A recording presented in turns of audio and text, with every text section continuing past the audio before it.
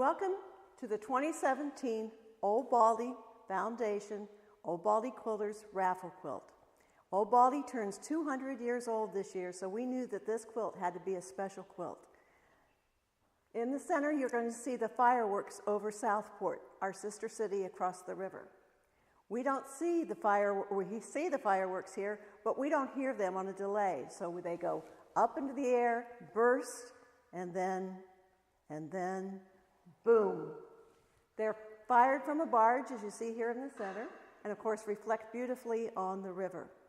But we didn't want to just say, Old Baldy's 200 years old. We wanted to share the people that have shared Old Baldy and the Bald Head Island for 200 years. So we started up here in the corner in 1817 with the keeper and his wife.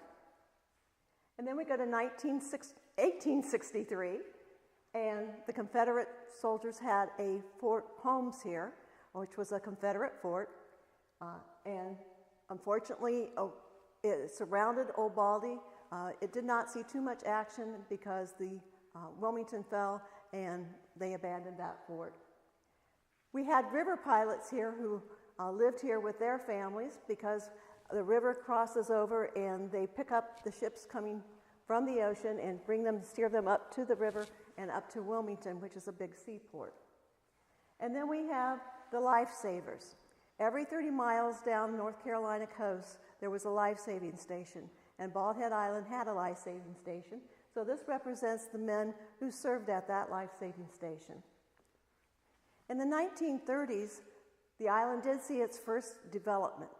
Up to that time, it was in government hands, and then it was sold to the Boyds, and they put a hotel here on the island.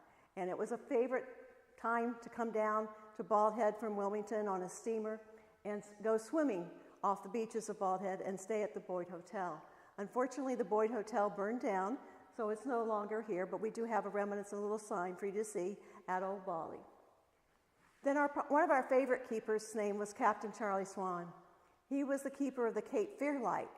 The Cape Fear Light was a steel structure that actually did navigate off the ocean. Old Baldy was never tall enough really to guide ships in from the ocean. She was more of a river light and would guide them to the mouth of the Cape Fear River. But the Cape Fear Light was much, much taller, not nearly as pretty, and she did have two assistants. And the Captain Charlie's cottages are still here on the island, which were the keepers' cottages. Then we have the Coast Guard, which the life-saving service that we saw over there in 1882 eventually did turn into the Coast Guard. And we had two types of Coast Guardsmen here. We had Coast Guardsmen who rode in boats, and we had Coast Guards during World War II who rode horses up and down East Beach looking for German submarines. After 1930, Old Baldy was abandoned as a light when the Cape Fear Light took over, and she was kind of left to go into ruins. Eventually, then, a development started up again in 1980. Electricity did not come to the island until 1980, and so there's a group of people who lived here without electricity called the Generator Society. The people we have represented here are two couples that like to argue all the time about who had the first house on Bald Head. So this is Bill and Billie Jean Byrne, and this is Thad and Lee Wester. Unfortunately, Bill and Thad are now in heaven, and I'll bet they're still arguing about who has the first house. Now Bald Head Island is a destination area for weddings. So in 2000, we represented a bridal party here. And then, of course, every year we have thousands and thousands of visitors. So we would like to welcome all of you to Bald Head Island, and we would like for you to purchase a raffle ticket. Raffle tickets are $10 a ticket.